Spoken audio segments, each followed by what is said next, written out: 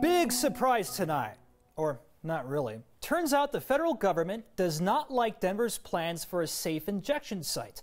The member of city council who pushed for this idea has long said if the feds decide to intervene, he'd deal with it then.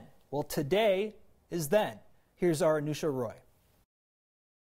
The drug problem isn't shy about showing itself. From shooting up outside a library, people overdosing inside a bookstore bathroom on Broadway, to more than 1,000 people dying from overdosing in Colorado last year.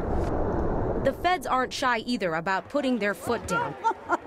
After the Denver City Council passed an ordinance for a safe injection site, the idea is to set up a place where people can use drugs like heroin and meth with trained staff nearby to help if they overdose instead of in public. Today, the Colorado U.S. Attorney's Office and DEA said that would be illegal under federal law and could result in a $250,000 fine and even 20 years in jail.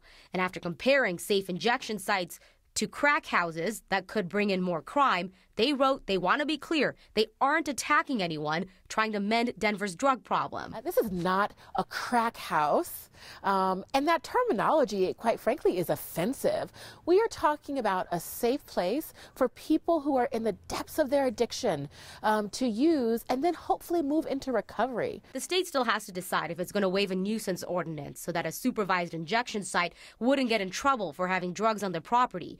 Democratic State Representative Leslie Herod said the pushback from the feds today, it doesn't surprise her, and it isn't stopping her. She's still working on a bill to be introduced during the next legislative session that starts next month. We have seen that in our cannabis industry that is booming right now in Colorado.